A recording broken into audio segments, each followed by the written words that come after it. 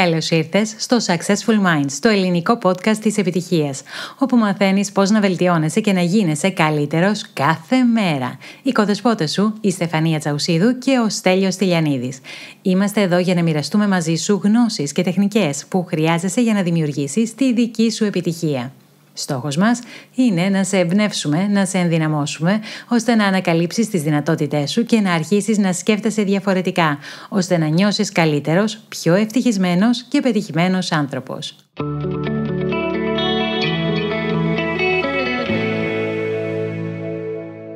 Έχεις αναρωτηθεί ποτέ γιατί όλοι τα καταφέρνουν ενώ εσύ νομίζεις ότι κάτι πάντα σε κρατάει πίσω?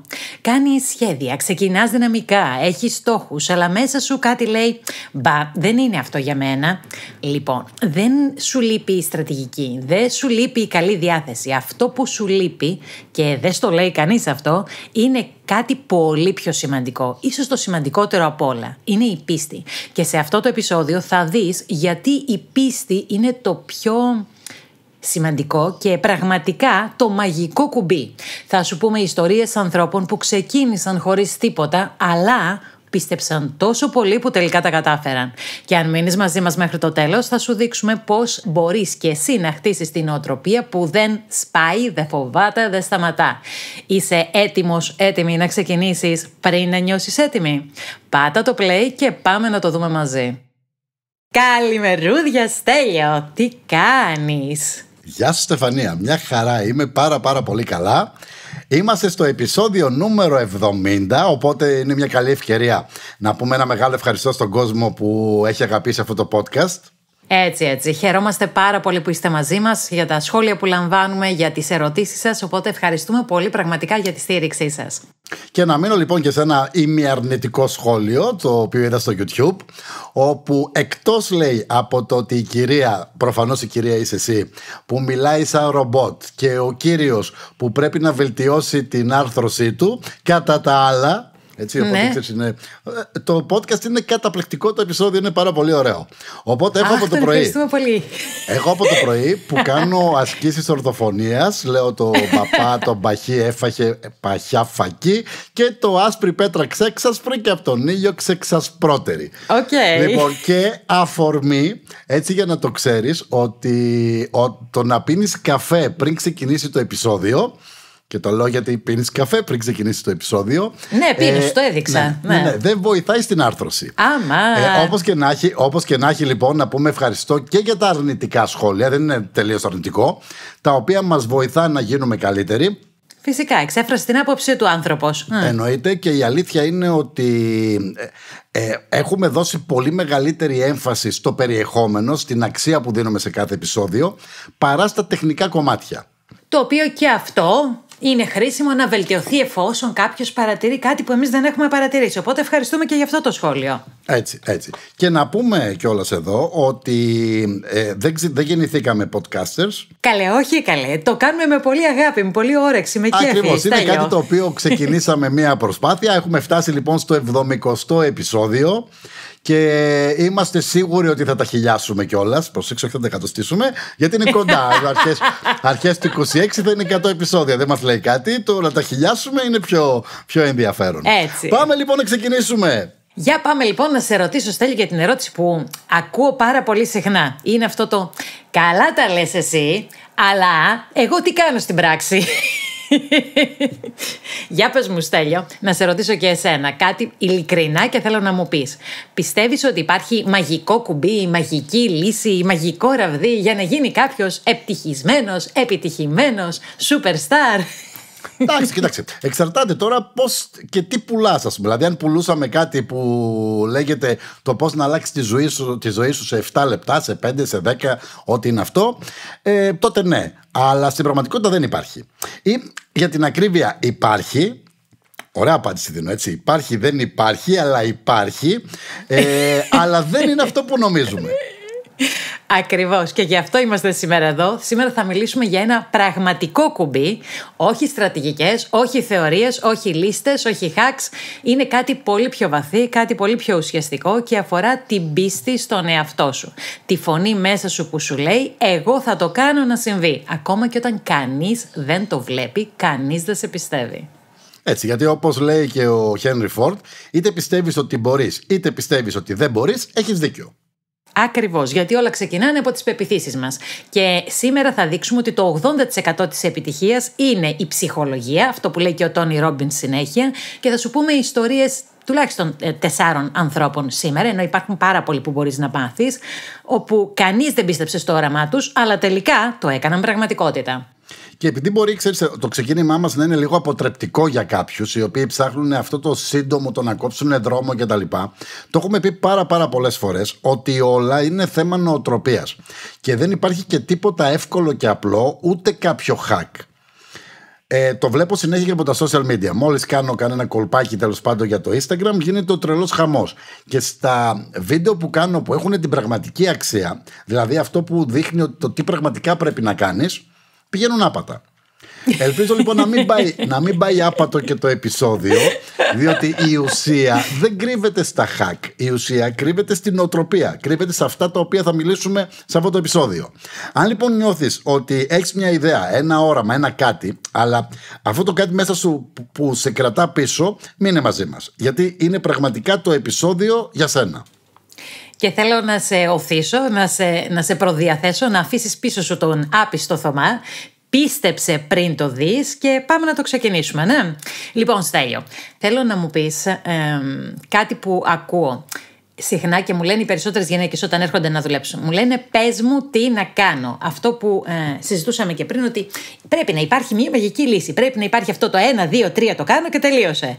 Ψάχνουν λοιπόν κάποια στρατηγική. Θέλουν αυτή την γρήγορη, την εύκολη απάντηση στο ουσιαστικά εγώ τι πρέπει να κάνω. Καλά τα λες εσύ.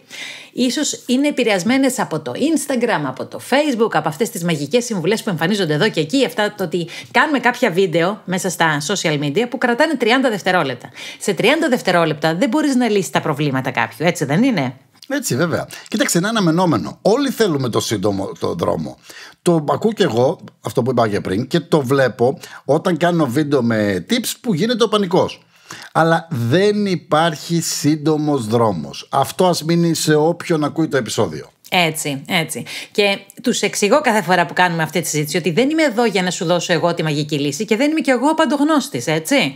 Δεν είναι αυτός ο ρόλος ενός coach. Ο ρόλος ενός coach είναι να σου κάνει τις σωστές ερωτήσεις, γιατί δεν είναι πάντα οι ίδιες ερωτήσεις, και να ανακαλύψεις εσύ τι είναι αυτό που σε εμποδίζει να πιστέψεις στον εαυτό σου, να πιστέψεις ότι μπορείς να βρεις τη λύση, να αντιμετωπίσεις την οποιαδήποτε κατάσταση έχεις μπροστά σου. Γιατί αν δεν πιστέψεις ότι μπορείς, δεν θα δεσμευτείς ποτέ αληθινά.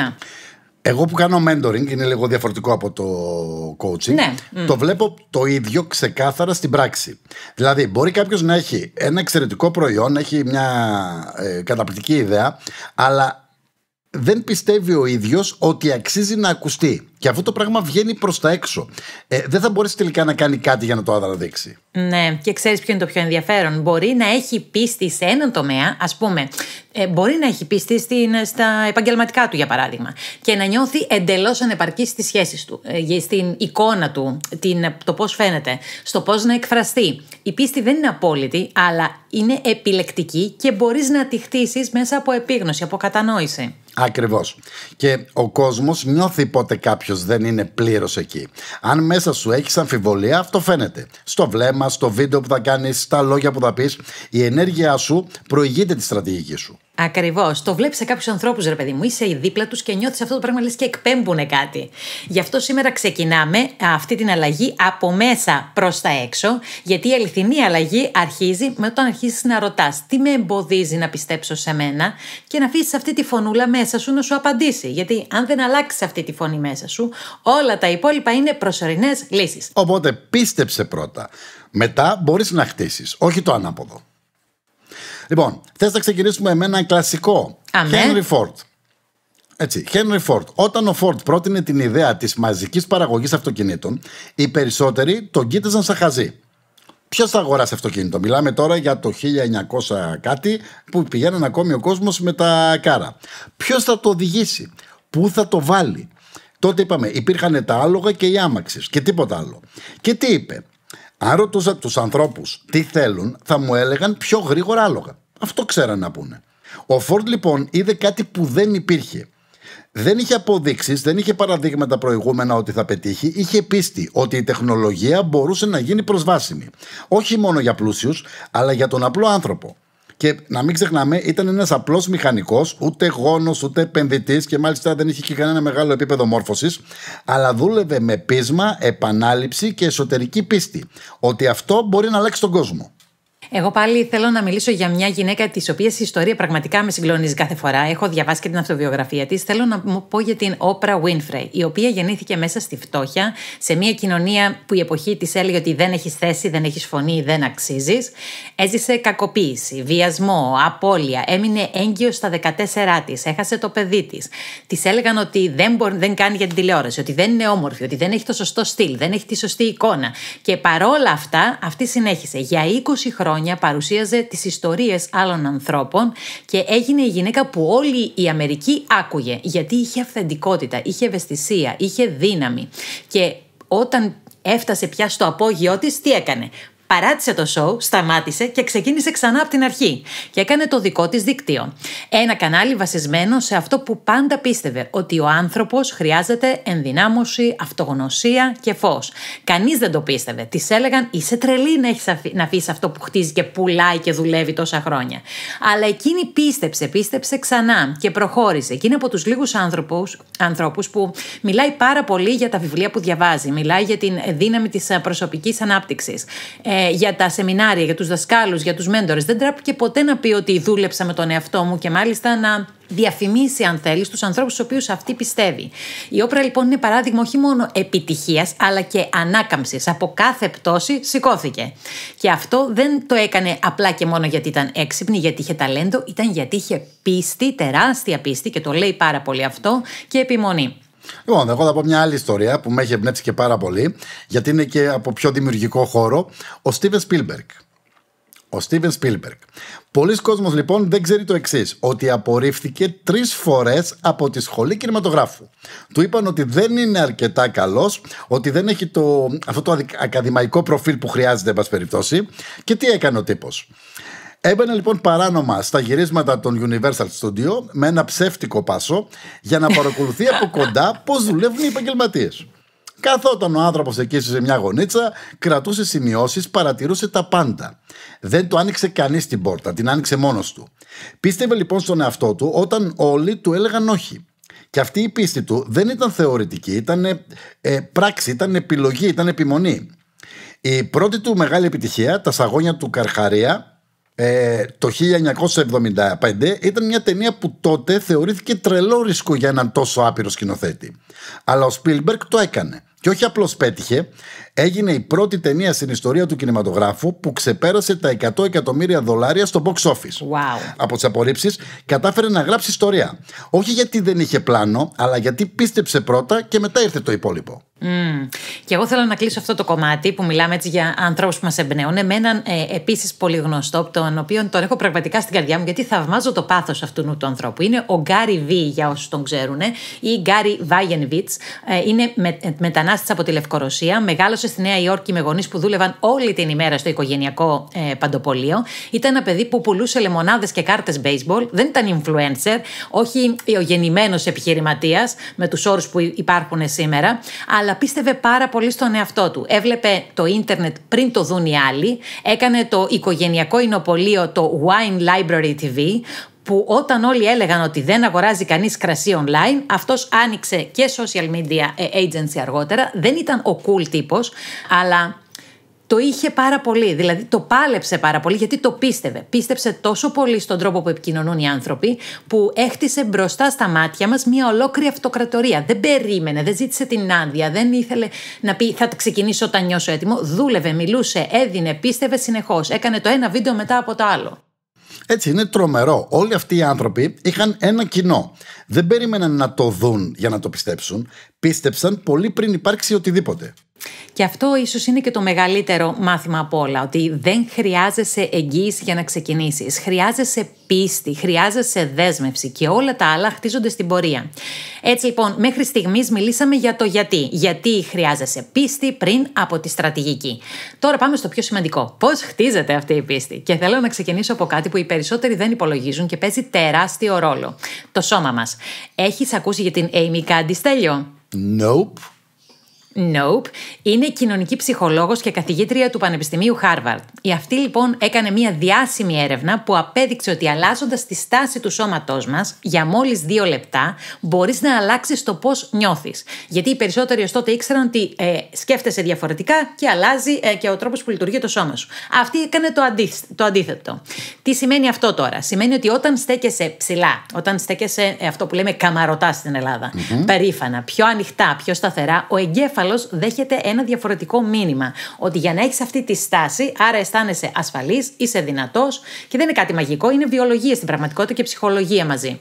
Είναι ότι ένα πιο γρήγορο και πιο πρακτικό εργαλείο που το έχεις ήδη μέσα σου, χρησιμοποιώντας το σώμα σου να αυξήσεις την πίστη σου σε σένα. Σηκώνεις λοιπόν ψηλά το κεφάλι, ανοίγεις το στέρνο, τα χέρια πάνε στη μέση όπως ο Σούπερμαν ή η Wonder Woman. Πάρε λοιπόν αυτή τη θέση ότι σου ανήκει ο χώρος, έχεις μια ανοιχτή στάση γενικότερα και αυτό σε οδηγεί να αισθανθείς καλύτερα. Μόνο για 2 λεπτά.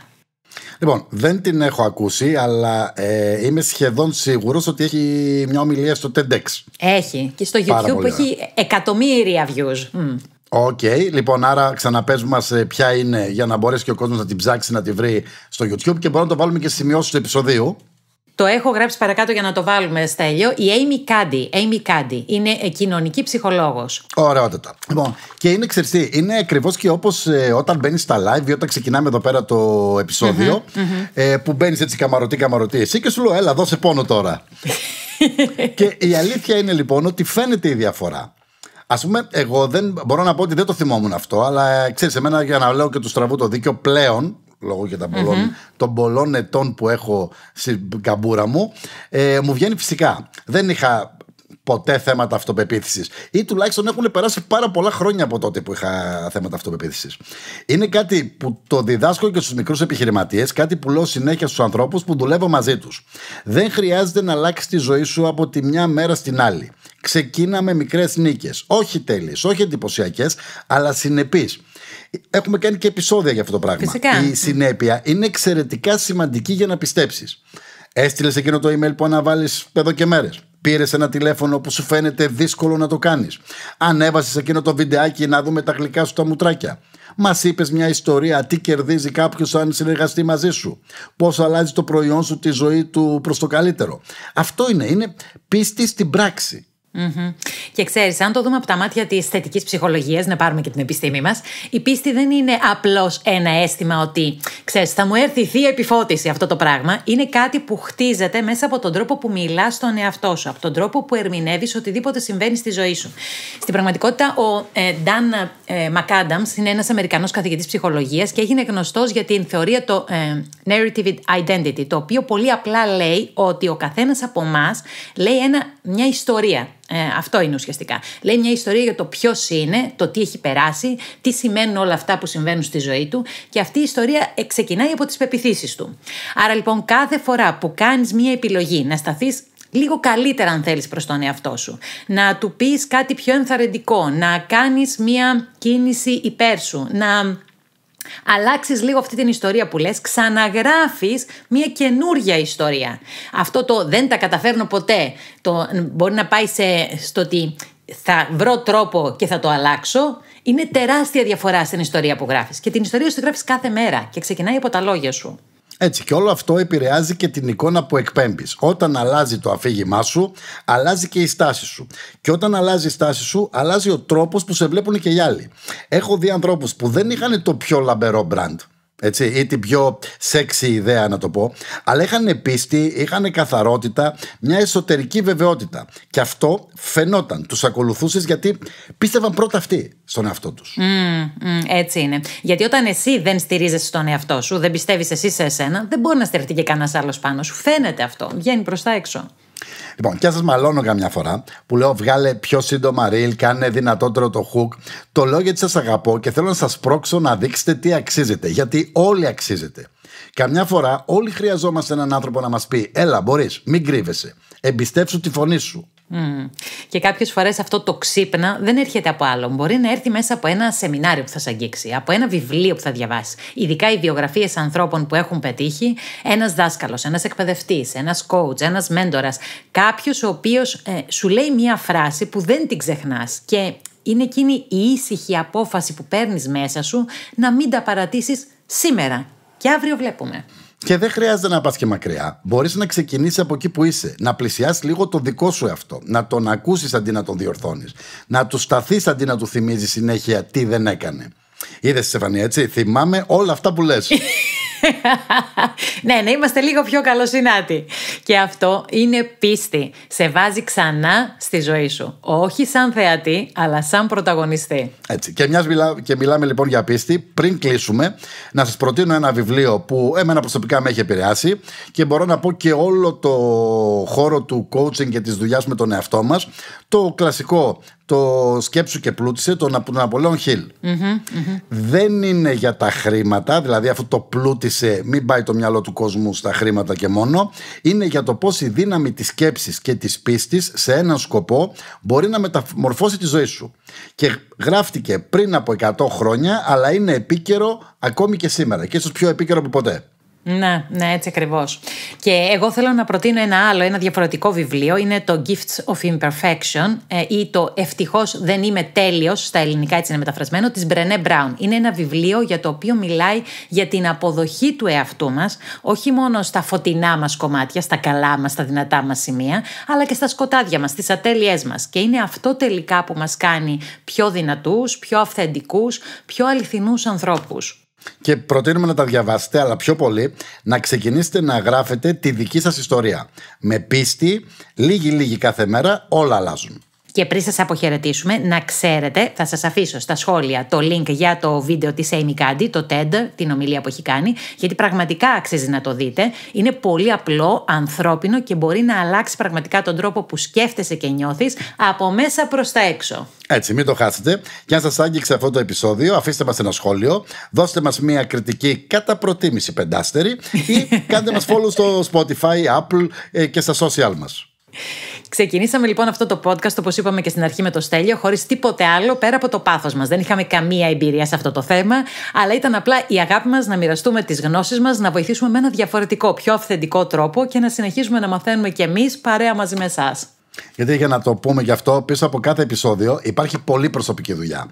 Για να φτάσουν σε εσάς απλές αλλά ουσιαστικές ιδέες που μόλις τις εφαρμόσετε μπορούν πραγματικά να σας πάνε ένα βήμα παραπάνω, δουλεύουμε αρκετά. Όχι γιατί εμείς τα έχουμε λύσει όλα, να το πούμε και αυτό, για να μην νομίζετε ότι είμαστε εμείς οι σοφοί δάσκαλες και οι παντογνώστες, αλλά γιατί κάνουμε αυτό που διδάσκουμε. Δουλεύουμε κι εμείς κάθε μέρα για να εξελισσόμαστε. Μαθαίνουμε, πέφτουμε, ξανασηκωνόμαστε και θέλουμε να το κάνουμε αυτό το ταξίδι μαζί με εσάς. Πιστεύουμε σε εσάς. Οπότε, μέχρι την επόμενη Κυριακή. Μέχρι την επόμενη Κυριακή πίστεψε πρώτα και μετά θα το δεις. Τα λέμε στο επόμενο Successful Minds.